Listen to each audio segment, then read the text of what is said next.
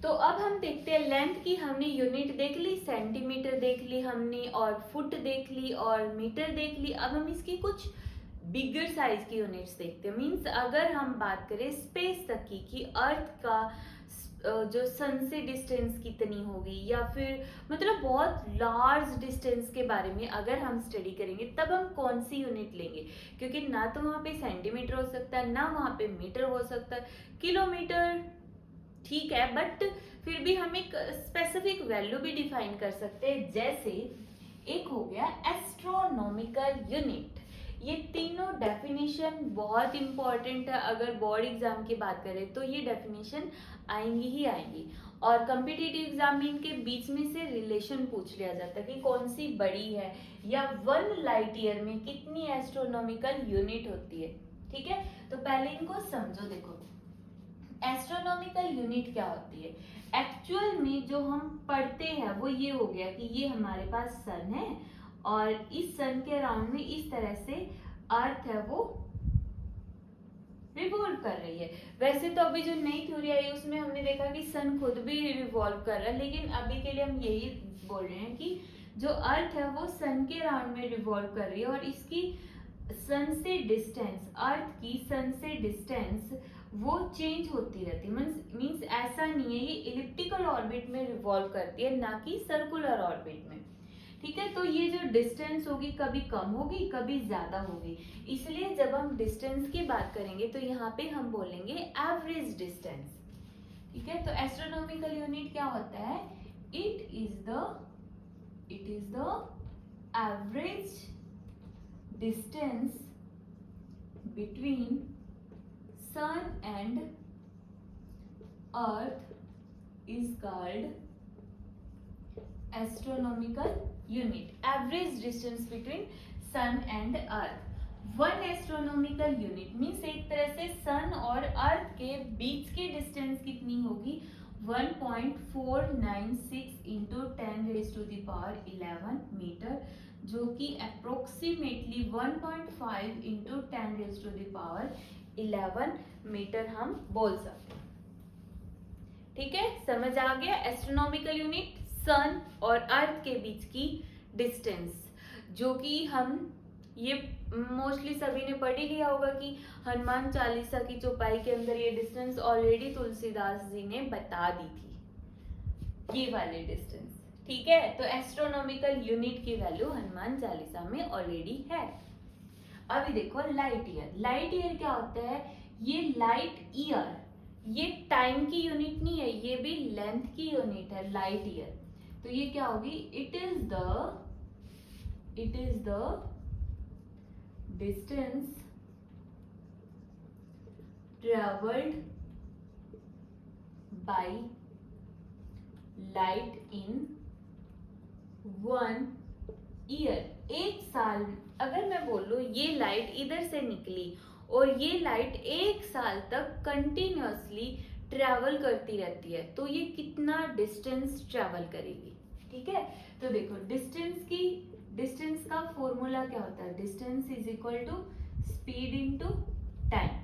Speed कितनी है? c, और टाइम कितना हो गया? 1 ईयर। तो लिखो लाइट की speed 3 into 10⁻8 travelled by light in vacuum, लिख लो इन वैक्यूम इन 1 ईयर। ठीक है, टाइम कितना? 1 ईयर मीन्स 365 डेज। देखो 1 ईयर है ना, इसको हम लिखेंगे 365 डेज।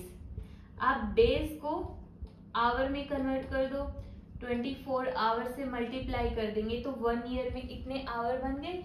अब इसको मिनट में कन्वर्ट कर दो तो 60 से, और सेकंड में कन्वर्ट करेंगे तो एक और 60 से मल्टीप्लाई कर दो, मीन्स यहाँ से 3600। 60 इंटू 60 इतना सेकंड हो गया, और ये हो गया मीटर पर second.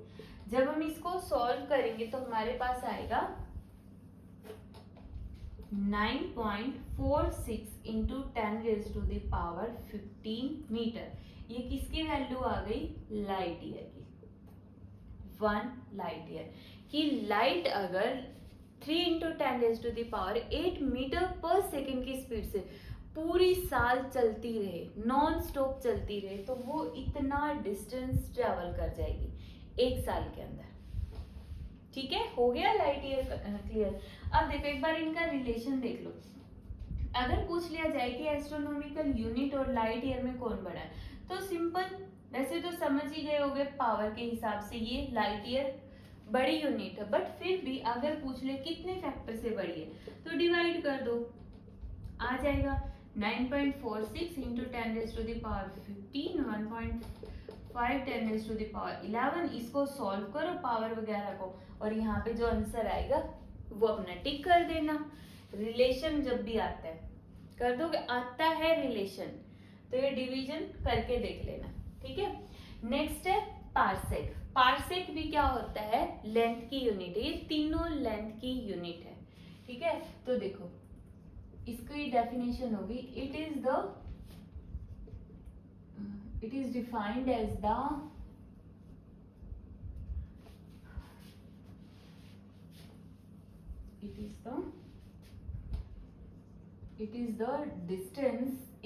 distance at which an arc of length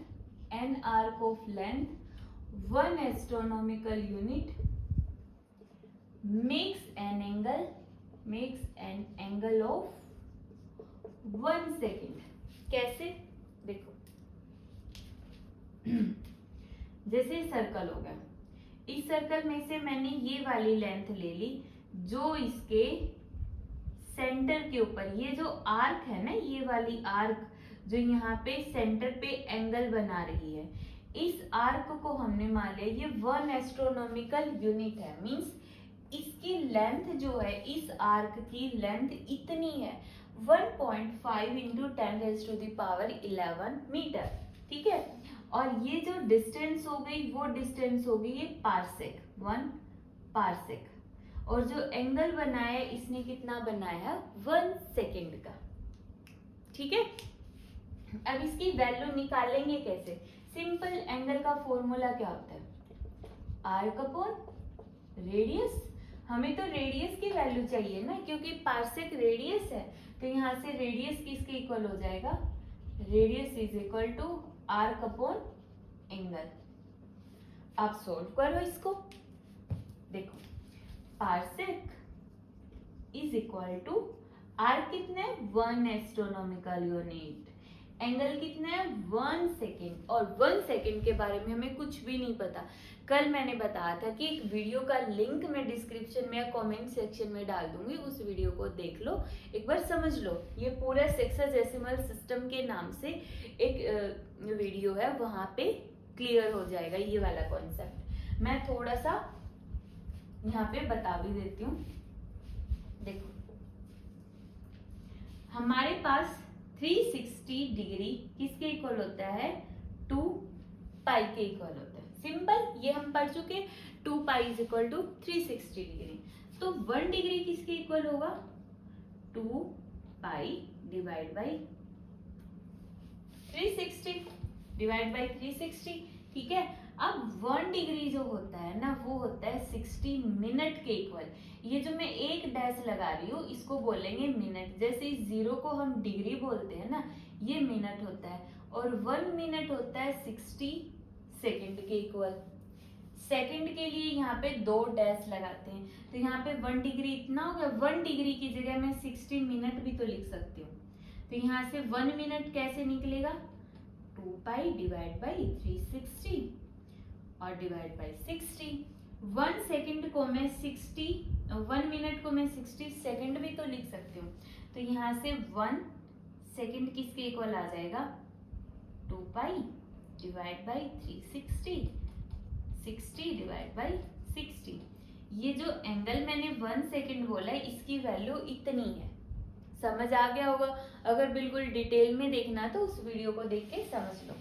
हमारे सिलेबस में यही कॉन्सेप्ट है, बस कहाँ से आया कैसे आइए हमारे सिलेबस में नहीं है, बट फिर भी है, समझना है जिसको तो वो वहां से समझ सकते हैं। एस्ट्रोनॉमिकल यूनिट की value 1.5 into 10 raised to the power 11, और 1 सेकेंड की वैल्यू यहाँ से जो ये पाई है ना, इसको 3.14 पुट करो और इस पूरी टर्म को सॉल्व करो। तो यहाँ से 1 सेकेंड की वैल्यू जो आ जाएगी, मतलब लिख लेना, यहाँ पे सॉल्व वगैरह करके लिख लेना, ठीक है। और यहाँ से जो सॉल्व करने के बाद 1 पार्सेक की वैल्यू आएगी, वो आएगी 3.1 इंटू 10⁻16 मीटर। इस टर्म को पूरी को सॉल्व कर लेना, 1 सेकेंड की वैल्यू आ जाएगी। अगर याद रखना है तो वो याद रख सकता है, वरना तो इसको सॉल्व कर लेना, ठीक है। पाई की जगह इतना रखना है और जो वैल्यू आ जाएगी इसको सॉल्व करने के बाद वो इसके डिवीजन में इधर रख दो, ये आंसर आ जाएगा 3.1 इंटू 10⁻16 मीटर। तीनों यूनिट हो गई। ये है हमारी bigger unit of length. Length की बहुत बड़ी बड़ी यूनिट्स हो गई। अब हम मास की कुछ छोटी और बड़ी यूनिट देख लेते, क्योंकि यहाँ पे जो टाइम है ना वो बहुत सबसे शरीफ है, उसकी एक यूनिट रहने वाली है सेकंड, ठीक है। और वहां से भी एक क्वेश्चन बनता है कि जो टाइम को डिफाइन किया जाता है ना, जो एटॉमिक क्लॉक्स के अंदर हम कौन से एटम रखते हैं, वो है सीजियम 133। टाइम को मेजर करने के लिए अभी तक इसका यूज किया जाता है, सीजियम 133 का। क्यों? क्योंकि इसमें एरर बहुत कम आता है। जब हम सीजियम 133 की क्लॉक्स यूज करते हैं तो उसमें एरर बहुत ही नेग्लिजिबल होता है, ठीक है। नेक्स्ट है हमारे पास मास की यूनिट, ठीक है। अब इसको पढ़ने के बाद, ये दोनों टॉपिक पढ़ने के बाद हमें 2 न्यूमेरिकल और करनी है, ठीक है। बस फिर इस लेक्चर में इतना ही पढ़ेंगे। अब देखो CSL 1 मार्क्स में क्वेश्चन आता है ये, ठीक है। मैंने 2 एग्जाम दिए जिसमें ये क्वेश्चन पूछा गया कि CSL क्या होता है। CSL means Chandrashekhar unit, Chandrashekhar unit. अब यहाँ चंद्रशेखर लिमिट ये किसके इक्वल होता है? ये होता है 1.4 टाइम्स द मास ऑफ सन। जो सन का मास होता है उसका भी 1.4 टाइम्स। जैसे हम बोलते हैं ना सिंपल कि 1 kg किसके इक्वल होता है? 1000 ग्राम के इक्वल। सिंपल यही है कि 1 CSL किसके इक्वल होता है? 1.4 टाइम्स द मास ऑफ सन। ये जो यूनिट है ये मास की बिगेस्ट यूनिट ऑफ मास है, एक तरह से हम ये बोल सकते हैं CSL, ठीक है। इतना याद रखना है यहाँ पे बस।